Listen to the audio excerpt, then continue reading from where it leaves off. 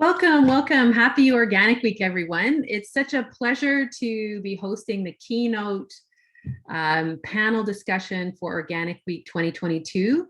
We have three fabulous speakers today, and I can't wait to dig in. So before we get started, please let's just say a word about where we're located. The Canada Organic Trade Association acknowledges that our offices are located in Ottawa and are on the unceded, unsurrendered territory of the Anishinaabe Algonquin Nation, whose presence here reaches back to time immemorial. Thank you. It gets a good start for us because we're talking about the land and what happens on the land. So I'm Kim Delalo. I am from Canada Organic Trade Association, and we are here to host this wonderful webinar during the National Celebration of Organic. And of course, we can't achieve this kind of event without our sponsors. But first, let me just tell you a little bit about the event. It is an interactive panel with diverse perspectives on or from our organic leaders on sort of like the business challenges and opportunities that are within organic. And so we have a series of questions that we're going to be exploring. And so let me just introduce the panelists here. Allison Squires is the co-owner and operator of Upland Organics, which is a mixed cattle and organic grain farm located near Wood Mountain, Saskatchewan, with her husband and 3 children. Upland Organics has been certified organic for over a decade and produces several crop types, including pulses, cereals, oilseeds. So we have, and she is very much involved in many different organizations, Canadian Organic Growers, IFOAM, North America, and so on and so forth. And she will speak to that when she answers some of our questions. Nadia Andrzejczyk, she is the operations director at Henry's Tempeh, which is a brand of organic tempeh products. She is a fermentation fanatic and a registered dietitian. And she led the business's first ever organic certification process. They were following their processes, but going through the certification is a significant step. So that's really interesting.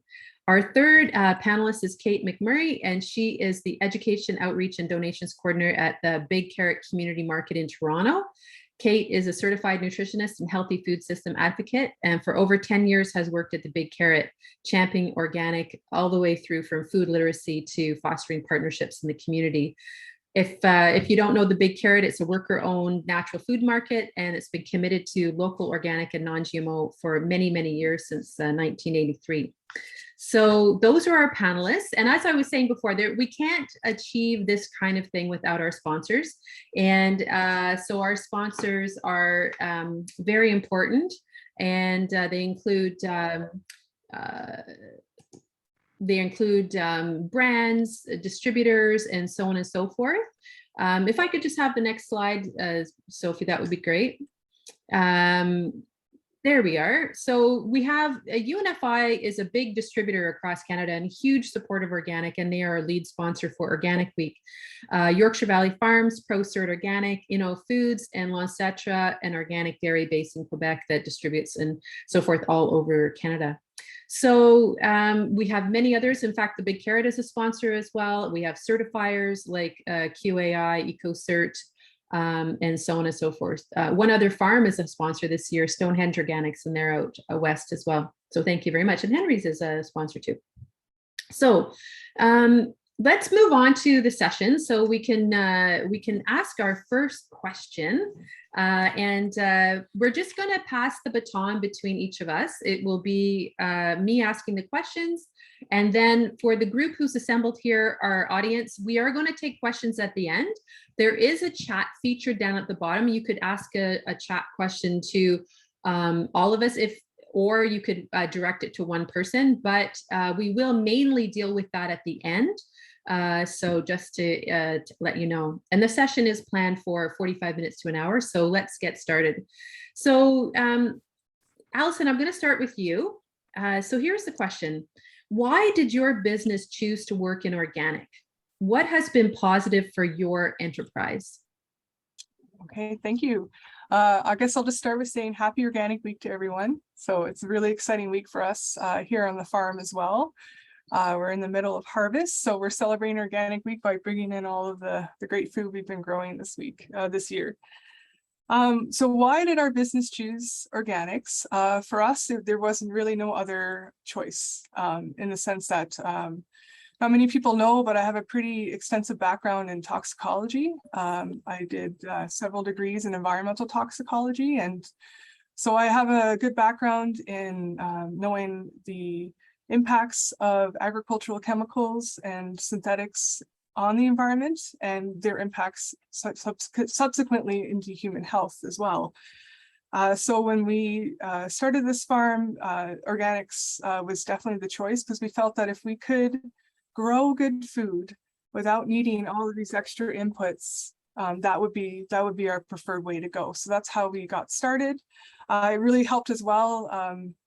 We farm next to my husband's family as well, and they were also already organic. So we had some mentorship that way as well, which really I think helps transitioning farmers if they have a mentorship already set up.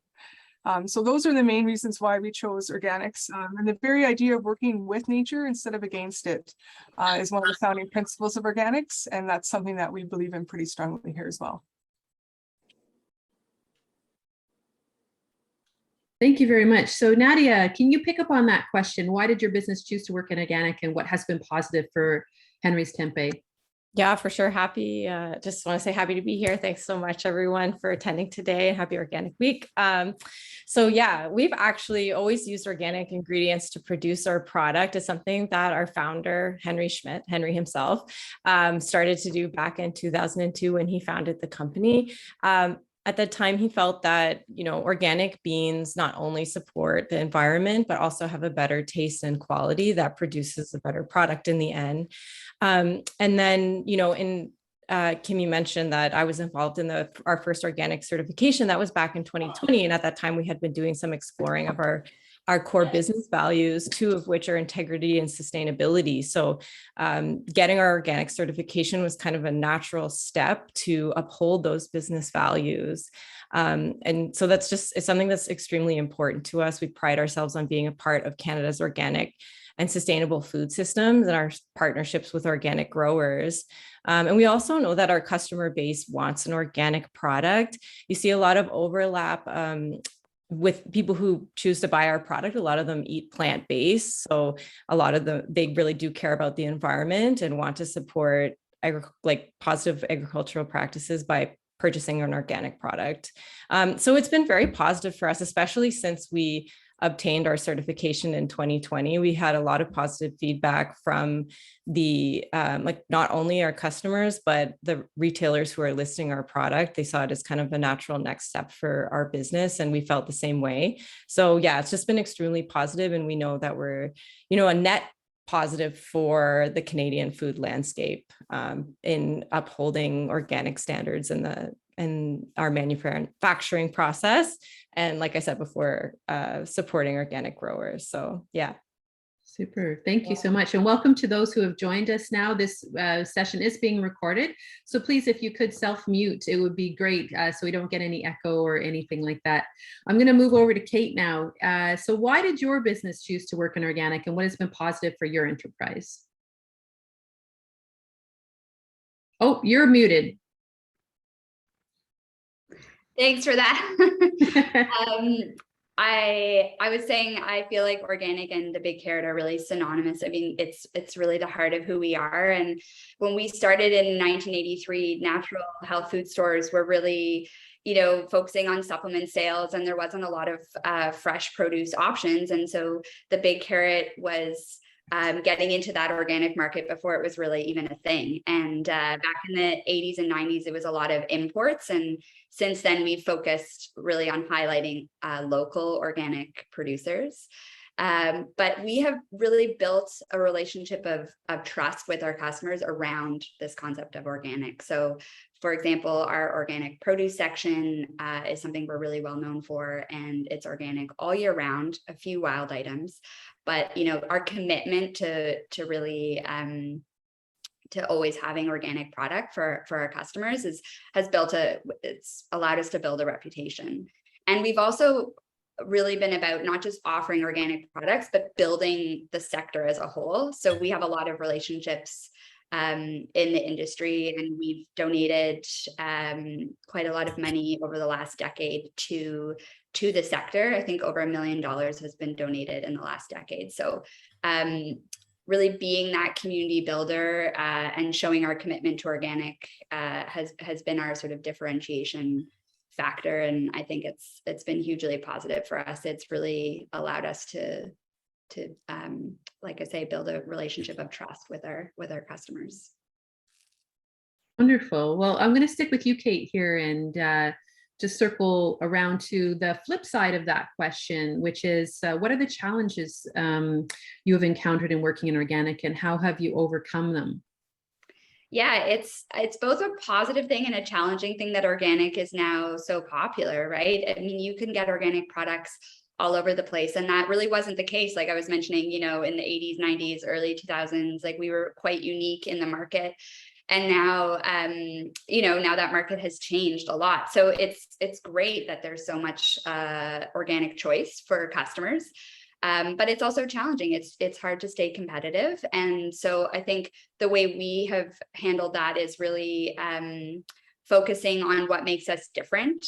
And like I mentioned, we are really focused on supporting and elevating local organic growers and producers and really building the sector as a whole. So one way that we do that is through a grant stream called the Nature's Finest Fund. So that was created in 2014. It's pretty unique. It's a grant program that allows producers that either we carry already or are wanting to get into the store to expand, to grow, maybe to get their certification or expand their offerings. So we're really, directly focusing on sort of giving those producers a leg up, and that is a story that we try to tell our customers. So they understand that when they're buying organic products, they're also supporting this bigger movement towards, sustainable food production. And I think that, in terms of how do we overcome that challenge, it's really about connecting people to the bigger picture, so they know why they're buying this organic product that might be at a slightly higher price point. I'm so pleased to hear that, the idea of connecting to the bigger picture, because that's what this organic week is all about. It's about getting people to feel, a certain degree of familiarity with organic, to get a little bit more connected, to kind of build the public trust in organic and get folks to understand what is in behind that. What does it actually mean? So yes, the Big Carrot does a great job of that kind of education in their sector and then reaches out beyond. So Nadia, what about you? What challenges has Henry Tempes encountered in working in organic, and how have you been overcoming them?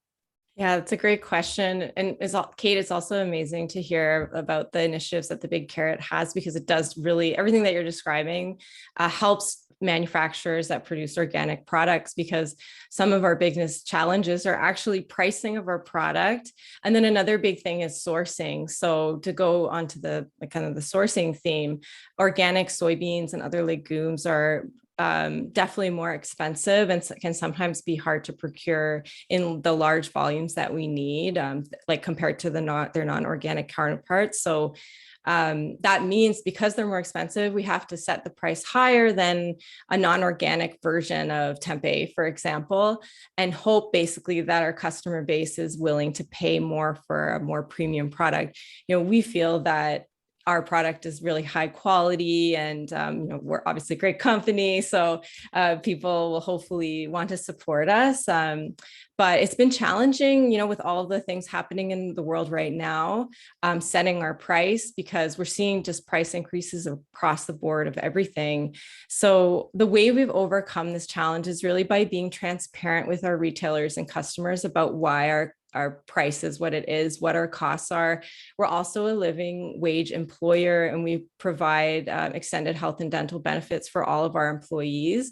We want to be a food manufacturer that gives fair working conditions to our to everyone who works for us. So basically what I'm trying to say is that like, we just want to educate consumers about that, like, you know, the why. It's because we use organic ingredients. We're a living wage employer. Like, this is why our product may cost more. We're independently owned. So we basically just hope that through that education and sharing of our story, consumers will be interested in supporting our brand. And then in terms of procurement, that challenge, sometimes we have difficulty getting organic soybeans that are milled and cleaned in the way that we need them for our manufacturing process. But luckily we've been able to grow really strong relationships with our broker and the organic growers that we purchase from here in Ontario. And we work with them really closely to make sure that we receive the beans in the way that we need to. But we kind of see it as a challenge going forward in the future. As we increase our production, we may see some challenges sourcing Canadian organic legumes, but that's something we're committed to. So we're hoping, you know, we're going to increase the demand for that in the future. So we'll encourage more growers to grow organic.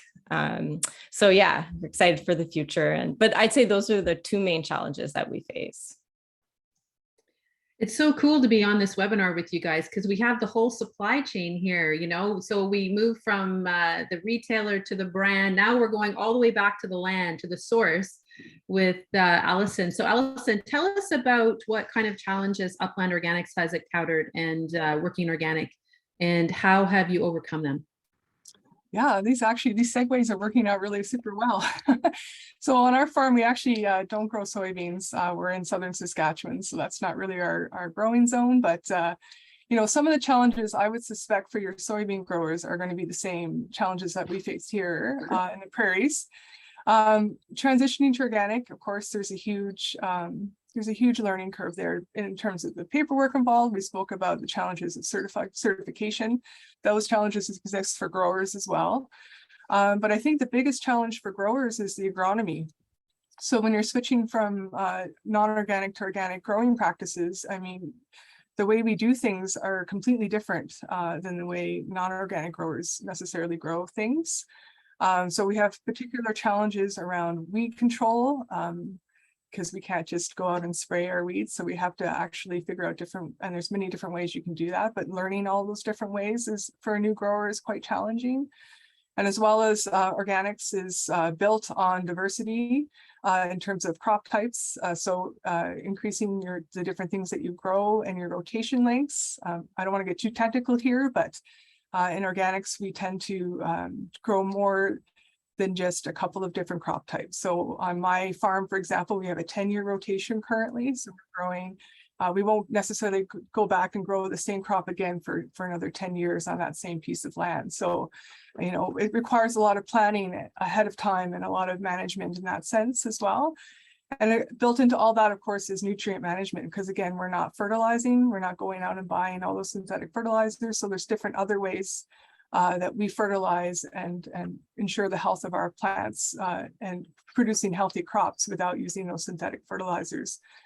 So this all wraps up into the main challenge for organic growers, I think, is learning all these different agronomy methods and how to apply them at the scale that you're at and for the crop types that you want to grow. And the best way that we found on our farm to address this challenge and these challenges is actually peer networking. So what I mean by this is farmers love to talk, and organic farmers especially, I find, have no problem sharing their successes and their failures in terms of what they've learned in growing their different crop types. And so on our farm here, we have a really great network of mentors and other farmers that we go to when we have an issue.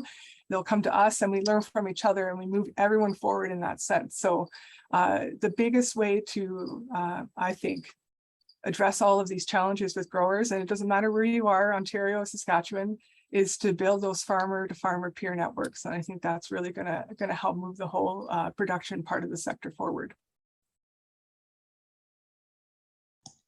Yes, peer-to-peer networking, what a great thing, and farmers sharing stories, and it's really helpful. So I wonder if the farmers, Allison, are also talking about the buzzwords that are out there. So I'm going to go back to you on this one.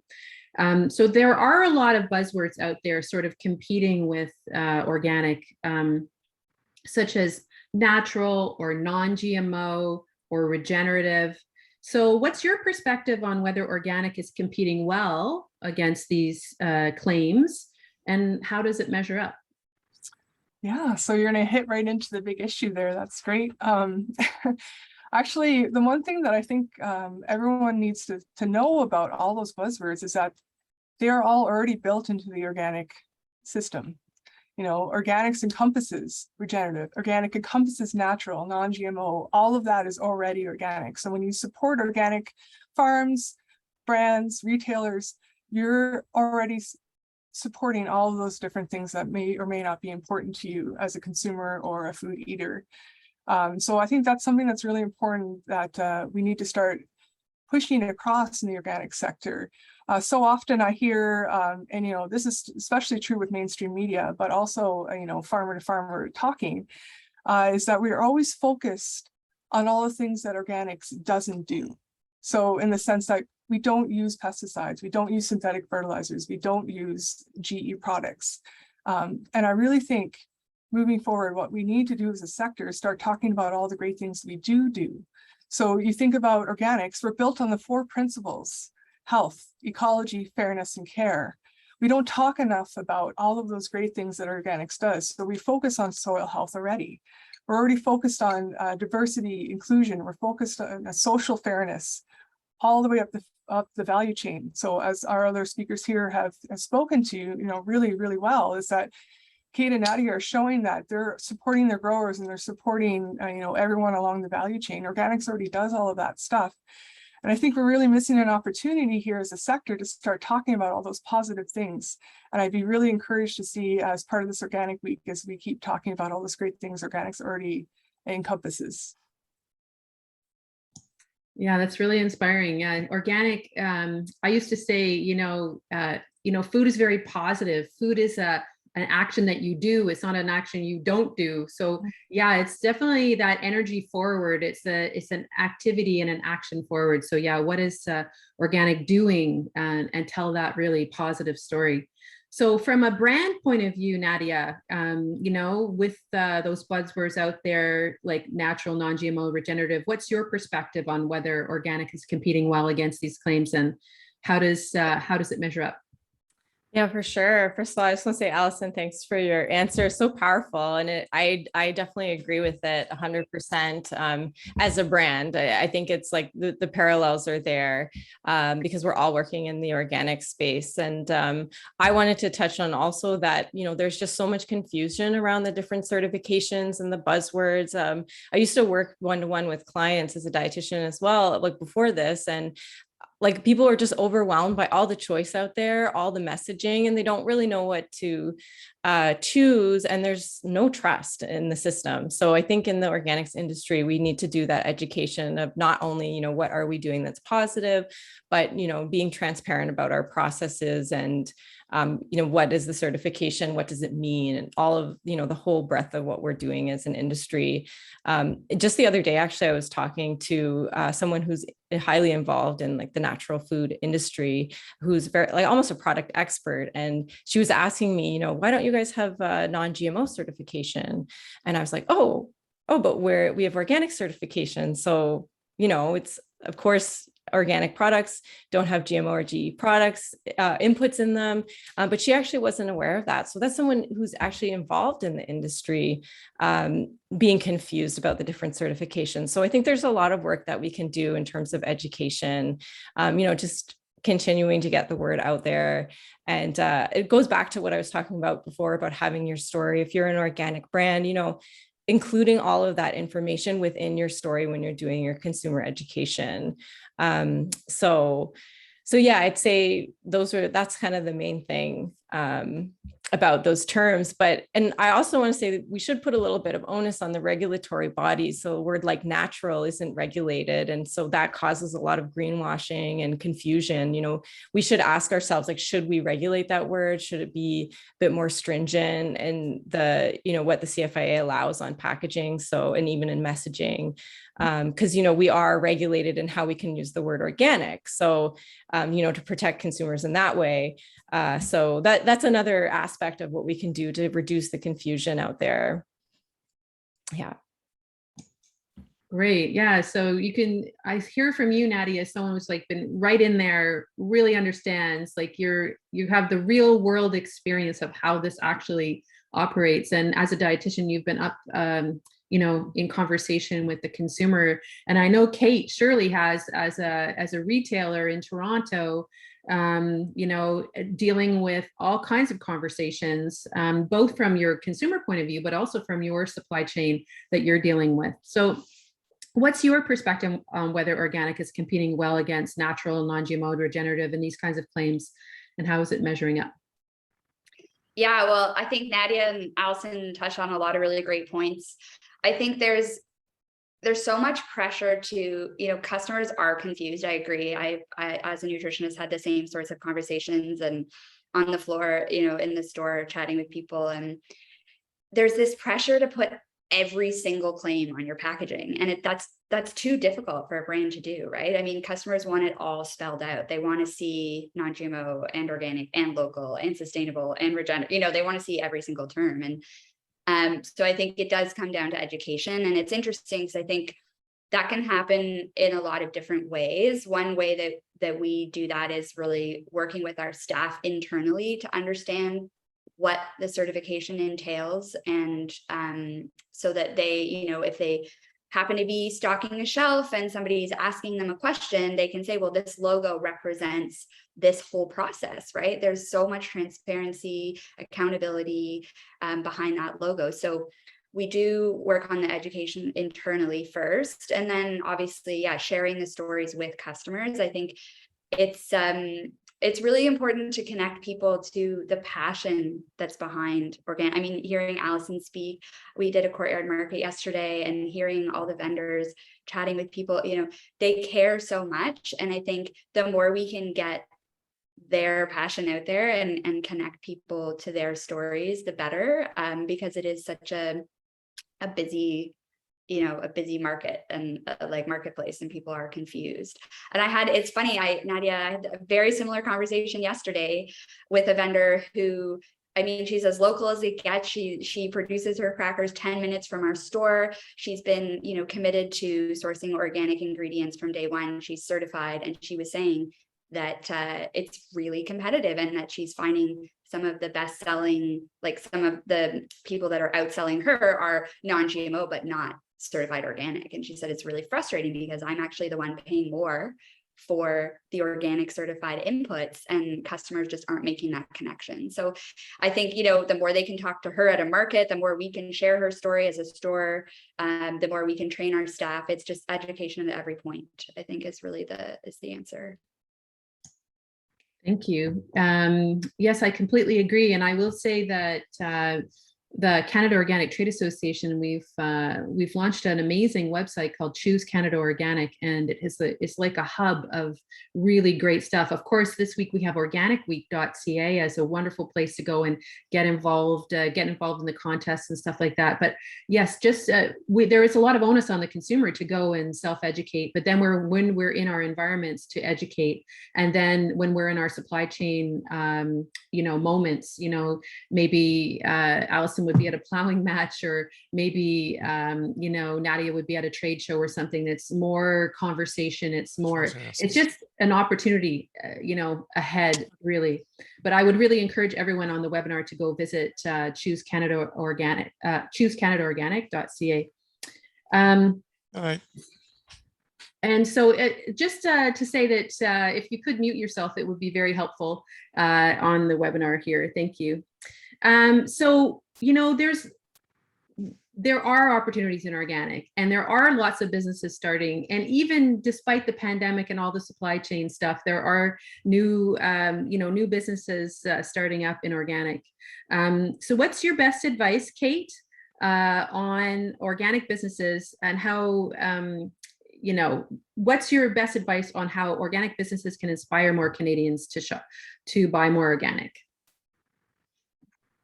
Yeah, I think it's a great question. And it's, similar answer.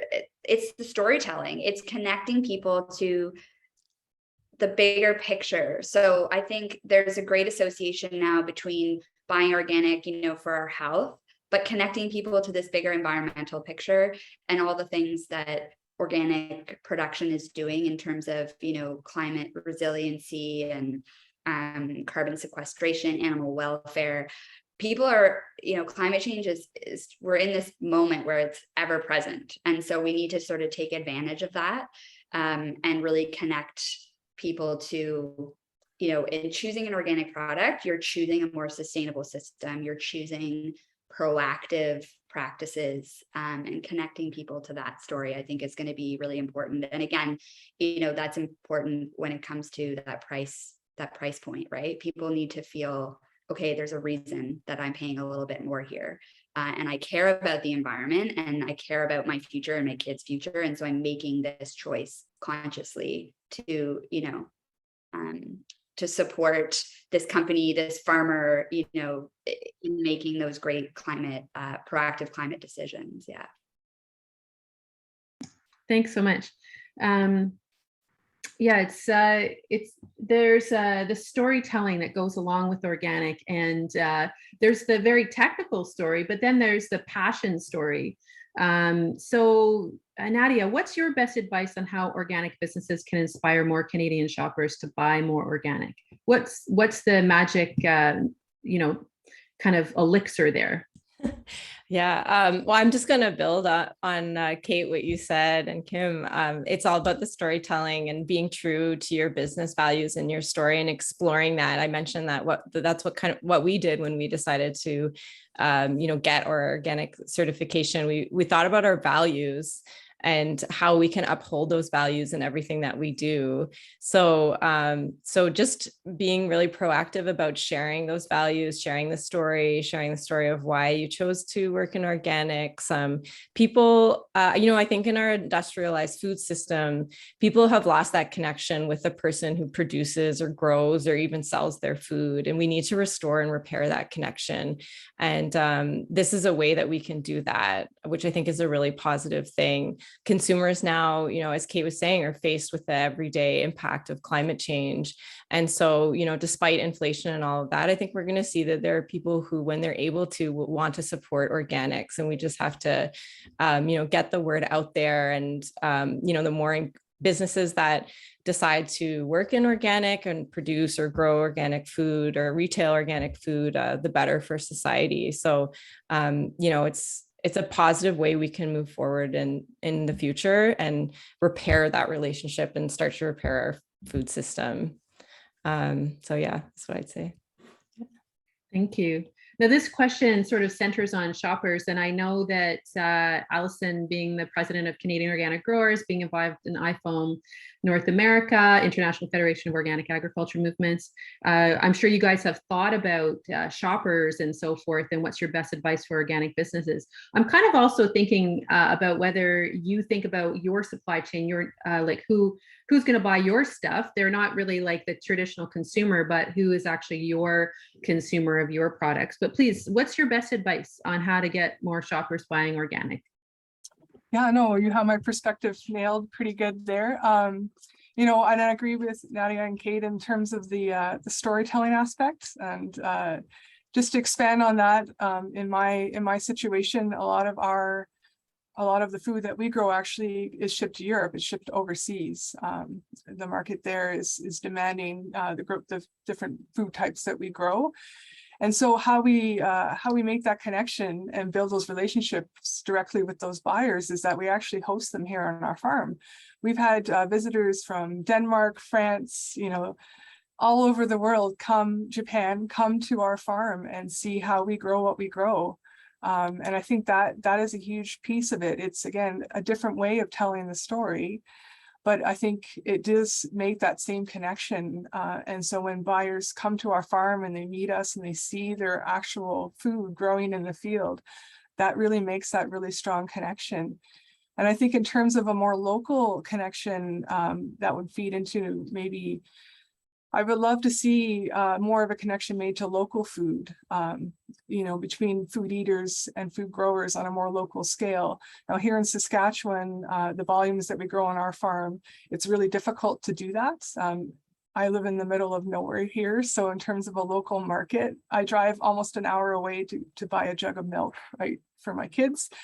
So I think, building those local food systems up is really going to be key, I think, to making that connection between the food eaters and the food growers. And the more we can do that within Canada, I think the stronger the organic market will grow and the more invested shoppers will be in the organic sector.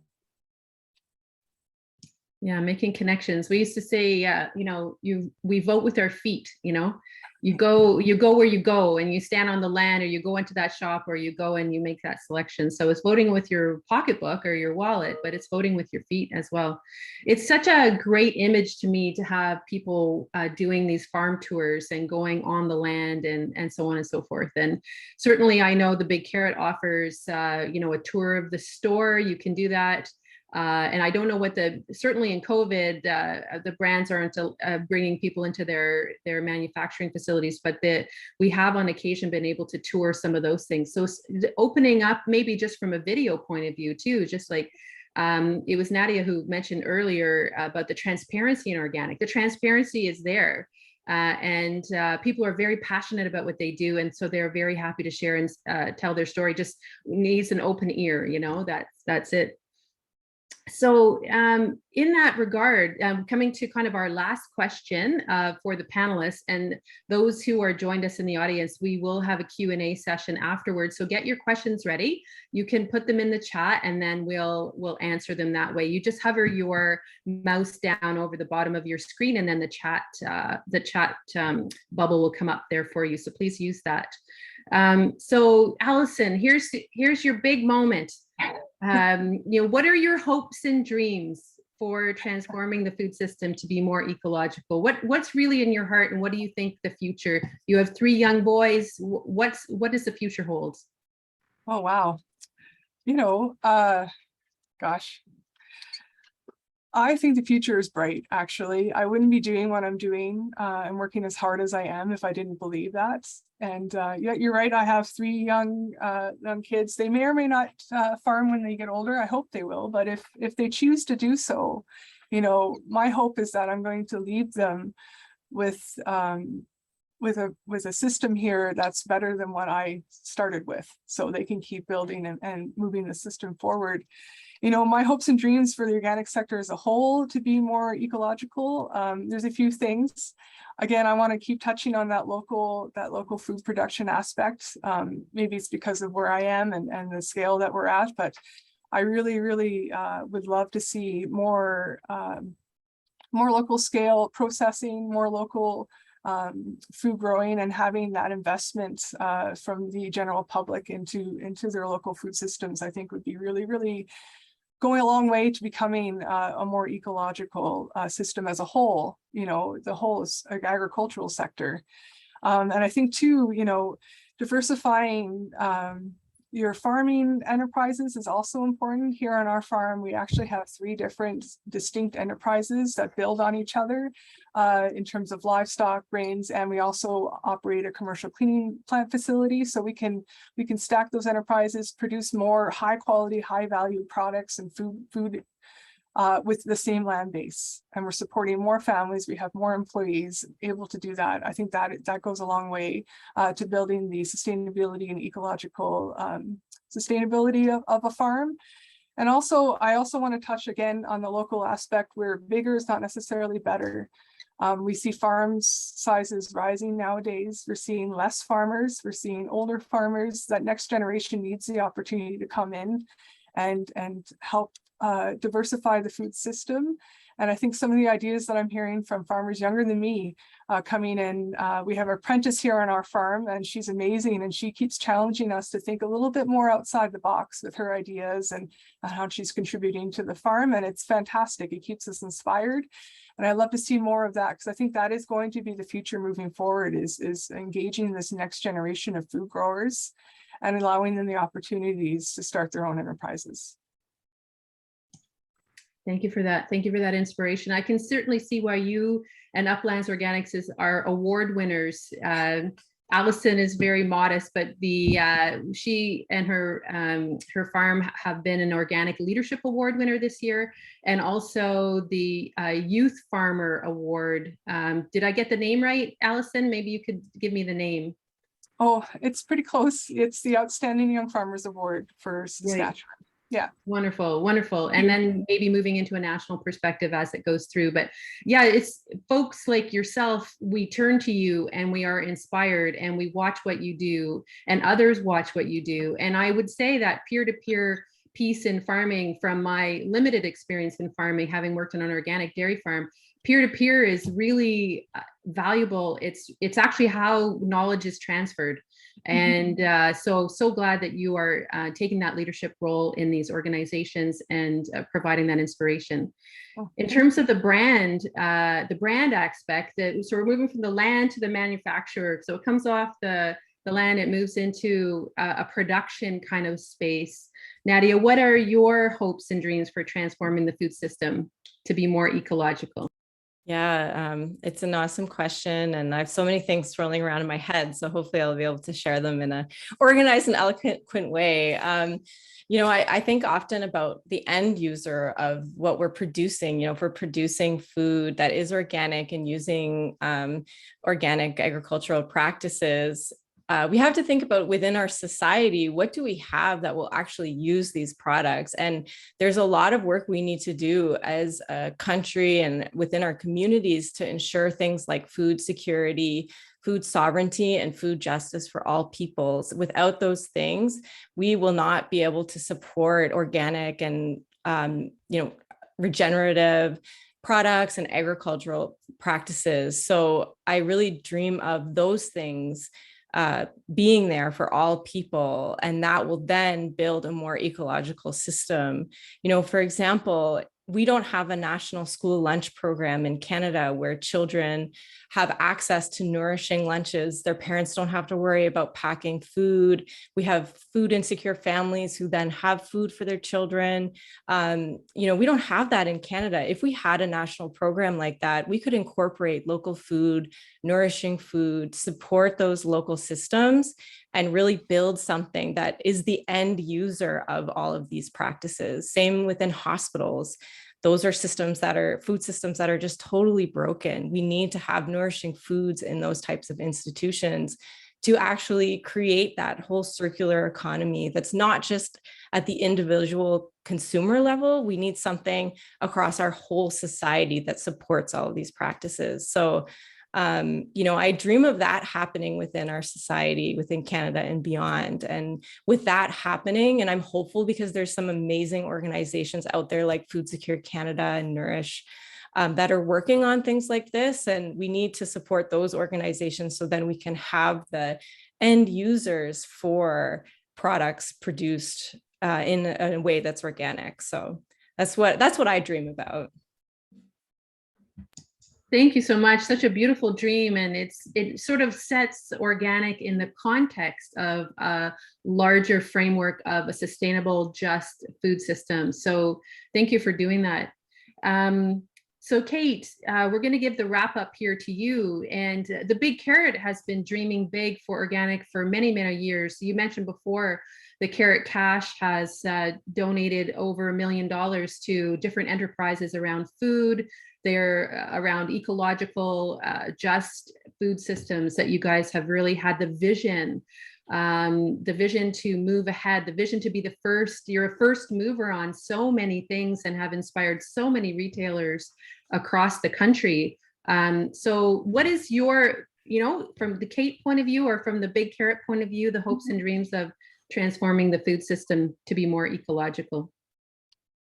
Well, I'm honored to get the wrap up. I'm so inspired by Allison and Nadia, and you've been so articulate. It's, I think, really important to connect back to community. And that's really what the Big Carrot has always been about, is community. And I think that, that starts at home and it expands out, right? So what's really beautiful about what Nadia and Allison have mentioned is, it's about the farming community and their peer-to-peer support. It's about this larger food system community and thinking about access to food. And it's also for me, I think as a nutritionist, I think about really even on a smaller level, like just the conversations you're having at home. Are you inspiring your kids to care about their food?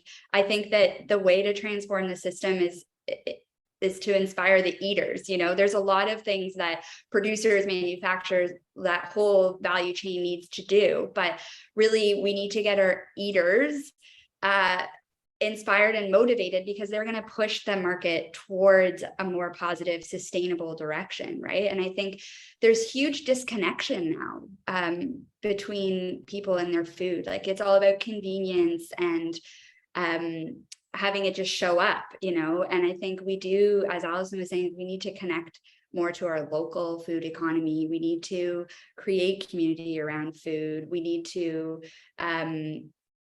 build a relationship so that we care about where our food's coming from, you know.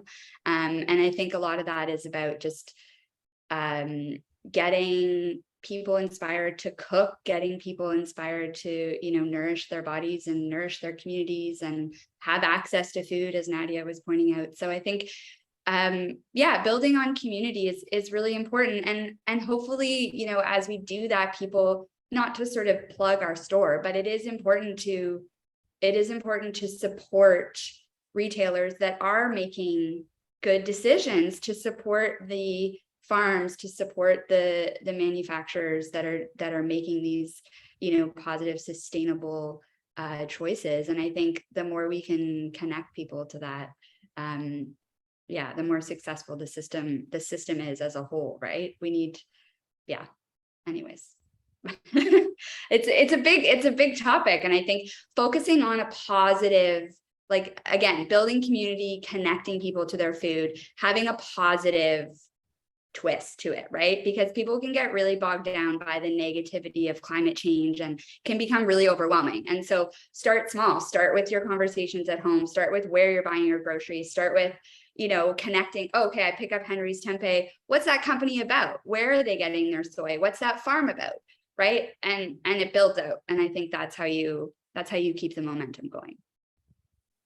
So maybe it's about getting curious or something as consumers, like, let's just get a little bit more curious about how things are really working, and so on and so forth. So thank you very much, all of you, for your tremendous insights, your tremendous work that you're doing, and the commitment that you have to organic. It's really inspiring and so well appreciated.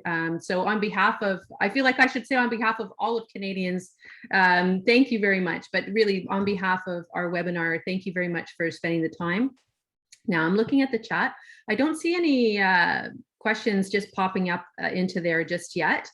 Sometimes folks are shy to ask questions. So amongst our panelists, do you have any questions for one another that you'd like to just open up your mics and just ask that question? You don't need to put it into the chat. I'd love to loop back, Allison. You were chatting about an apprentice that you have, and I'm really curious, sort of, if you've seen a change in more youth coming into farming, maybe a more, like, just more diversity in terms of, like, women, different cultures, different backgrounds. Yeah, have you seen a change there? Are you inspired by that, or are you noticing challenges in terms of how, like, access to getting into farming? Yeah, no, thanks for the question. Actually, this year is our first year we partnered with the Young Agrarians program, and if you haven't heard of them, they're another great organization to support. They actively match apprentices, they're called. So young people who are interested in getting into farming with established farmers as a mentor program. And so that's how we got our great apprentice. And so we're working with her this summer. She has a dream of starting her own ranch here in the prairies. And it's interesting watching her go through the process. So she's looking at getting access to land and all of those things.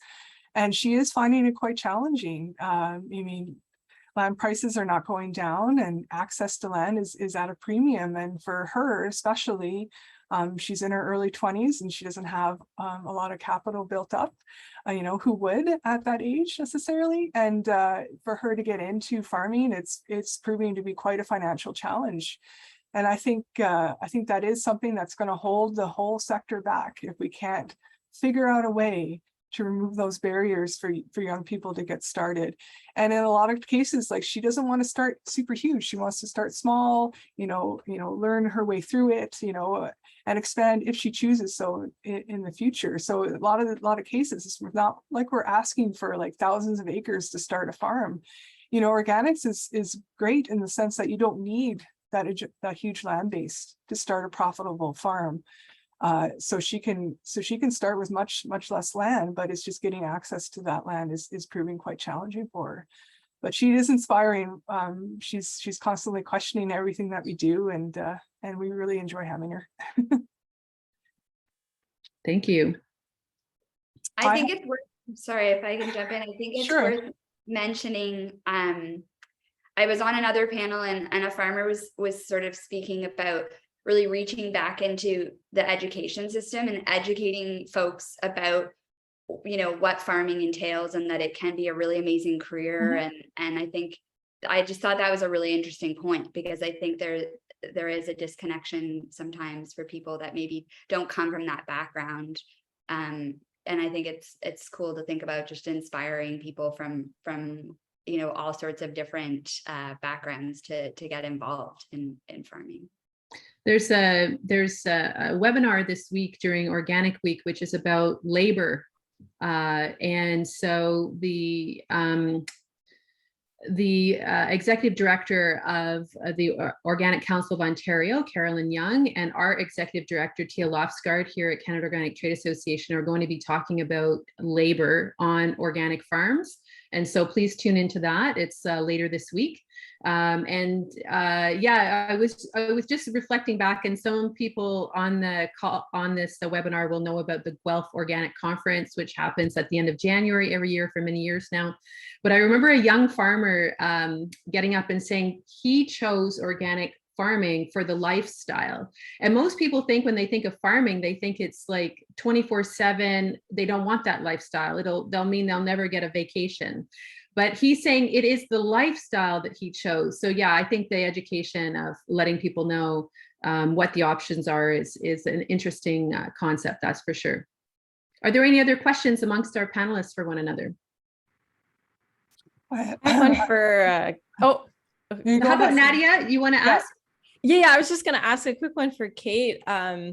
I'm just wondering if you've seen big changes in purchasing behaviors during, this period of inflation that we're seeing. We see a lot of the info on the news about, customers, choosing more store brand products because of inflation and all that. And from a retailer that, like, from your perspective as a retailer who sells mostly organic local products, how have you seen the changes in purchasing behaviors, or have you seen changes at the Big Carrot?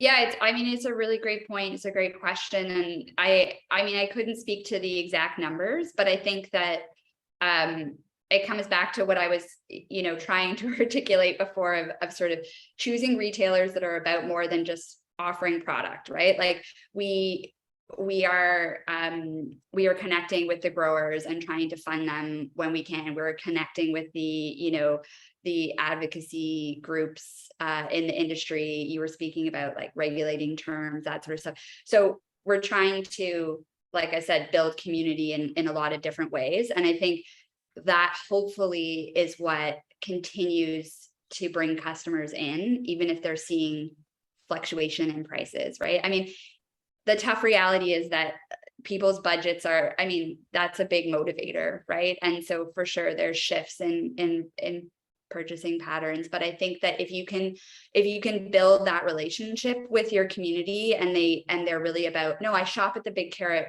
for more reasons than just, oh, they have the tempeh that I like, right? So I think that's what creates resiliency as a retailer, and that's what's important about creating that bigger connection point. It's about supporting that business, not just a product. Yeah, for sure. Yeah, thanks for that. Makes a lot of sense. Now, I noticed that Allison was going to ask a question, but there's a question here in the chat for Allison, so I'm gonna go that way. It's from Amanda Kerr from Omri. She says, hello. Maybe you can tell us a little bit about Omri, Allison, when you answer the question. This might be a question just for Allison. Though all panelists' perspectives are welcome, how has the transition to organic influenced the types of inputs you use on your land? Do you find that you are able to reuse inputs from your livestock operation for your crop nutrient management? Can you speak to your reliance on outside inputs such as fertilizers, pest controls, and how has that changed?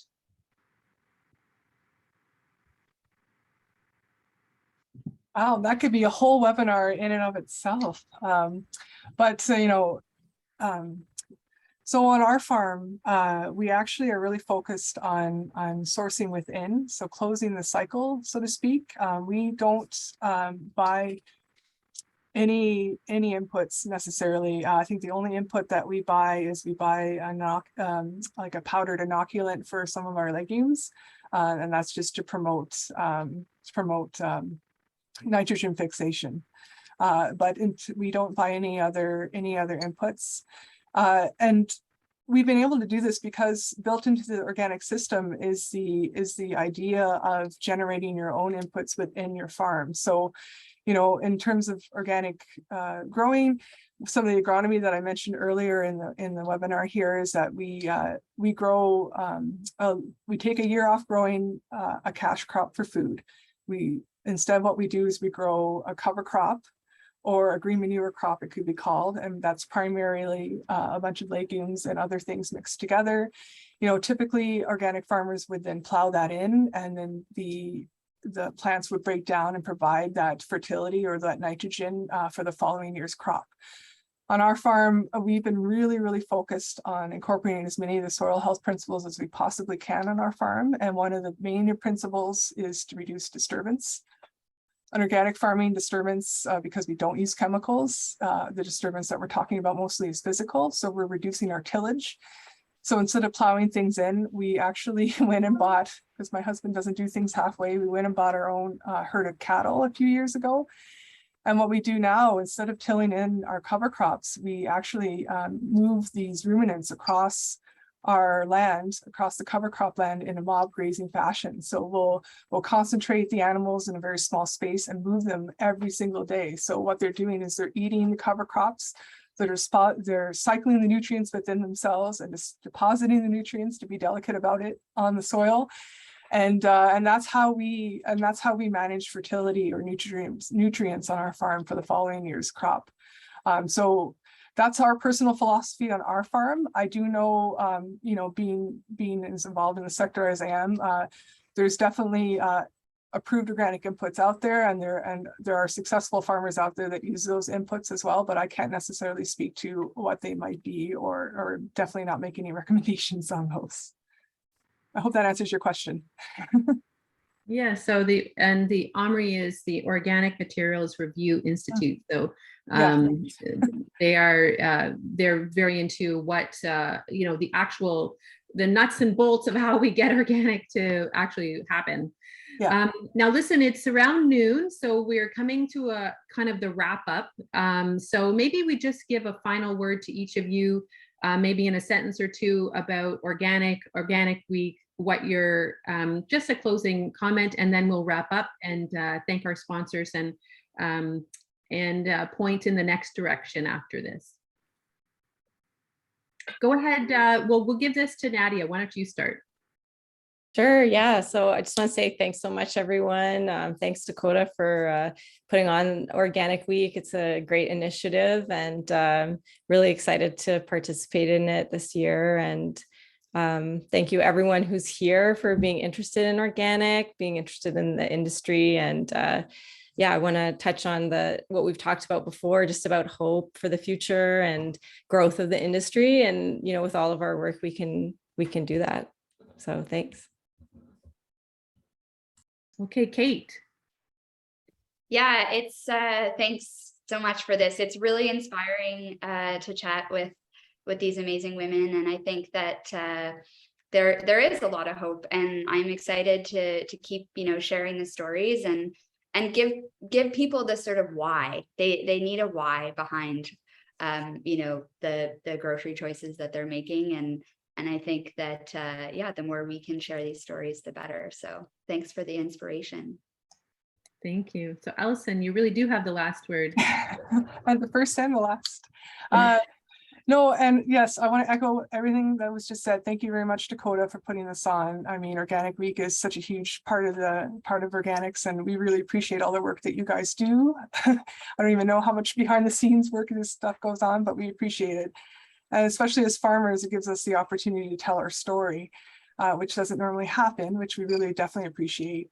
And in terms of my wrap-up thoughts, you know, similar to everyone else's, I think we really need to start telling the positive story of organic. So speaking back again to, you know, so stop focusing on all the all the things that organic doesn't do, and start focusing on all the great things organic already does do. And I think it'll really close that piece between food eaters and food growers and everybody in between, and bring the whole value chain together. So that's my closing thought. Thank you. And happy Organic Week.